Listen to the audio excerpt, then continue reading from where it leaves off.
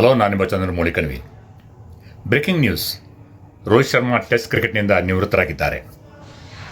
ಇದರಲ್ಲಿ ಆಶ್ಚರ್ಯವೇನಿಲ್ಲ ಅಂತ ನನಗನ್ಸುತ್ತೆ. ಯಾಕೆಂದರೆ ವಾಯ್ ಅನ್ನೋಕ್ಕಿಂತ ವೈ ನಾಟ್ ಎನ್ನುವ ಸ್ಥಿತಿ ಒದಗಿ ಬಂದಿತ್ತು. ಆದರೆ ಆಶ್ಚರ್ಯ ಇಲ್ಲಿ ಏನಂತಂದರೆ, ಬಾರ್ಡರ್ ಗವಾಸ್ಕರ್ ಟ್ರಾಫಿ ಆಸ್ಟ್ರೇಲಿಯಾದಲ್ಲಿ ನಡೆದಾಗ ಕೊನೆಯ ಟೆಸ್ಟ್ ಸಿಡ್ನಿ ಟೆಸ್ಟ್ನಲ್ಲಿ ಅವರು ತಮ್ಮನ್ನ ತಾವೇ ಟೀಮ್ನಿಂದ ಹಿಂತೆಗೆದುಕೊಂಡಿದ್ದರು. ಹಾಗೂ ಇತ್ತೀಚೆಗೆ ಮೈಕಲ್ ಕ್ಲಾರ್ಕ್ ಅವರೊಂದಿಗೆ ಮಾತನಾಡುತ್ತಾ ಪಾಡ್ಕಾಸ್ಟ್ನಲ್ಲಿ ಇನ್ನೂ ಟೆಸ್ಟ್ ಕ್ರಿಕೆಟ್ ಆಡುವ ಹಾಗೂ ಭಾರತೀಯ ತಂಡದ ನಾಯಕತ್ವ ವಹಿಸುವ ಹಂಬಲವನ್ನು ವ್ಯಕ್ತಪಡಿಸಿದರು. ಆದರೆ ಇನ್ನೇನು ಕೆಲವೇ ದಿನಗಳಲ್ಲಿ ಇಂಗ್ಲೆಂಡ್ ಟೂರ್ಗೆ ಭಾರತೀಯ ತಂಡದ ಪ್ರಕಟಣೆ ಆಗಬೇಕು. ಆದ್ದರಿಂದ ಖಂಡಿತವಾಗಿ BCCI ಹಾಗೂ ಸೆಲೆಕ್ಟರ್ಸ್ ಇವರೊಂದಿಗೆ ಮಾತನಾಡಿರಬಹುದು.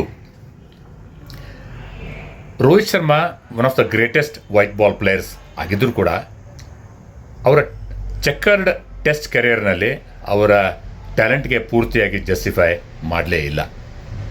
ವೈಯಕ್ತಿಕವಾಗಿ ಇಂಡಿವಿಜುವಲಿ ರೋಹಿತ್ ಶರ್ಮಾ ಒಬ್ಬ ನೇರ ಮಾತಿನ ಹೃದಯವಂತ. ಈಗ ಇಲ್ಲಿ ಪ್ರಶ್ನೆ ಏನಂತಂದರೆ, ರೋಹಿತ್ ಶರ್ಮಾ ಇಲ್ಲದೆ ಹೋದರೆ ಈಗ ಇಂಗ್ಲೆಂಡ್ ಟೂರ್ಗೆ ಕ್ಯಾಪ್ಟನ್ ಯಾರಾಗ್ತಾರೆ? ಫುಲ್ಲಿ ಫಿಟ್ ಇದ್ದರೆ ಡೆಫಿನೆಟ್ಲಿ ಜಸ್ಪ್ರೀತ್ ಬುಮ್ರಾ, ವೈಸ್ ಕ್ಯಾಪ್ಟನ್ನ ಶುಭ್ಮನ್ ಗಿಲ್. ಆದರೆ ನಮ್ಮ ಅನುಭವಿ KL ರಾಹುಲ್ ಯಾಕೆ ಆಗಬಾರ್ದು ಅಲ್ವೇ? ಏನಂತೀರ?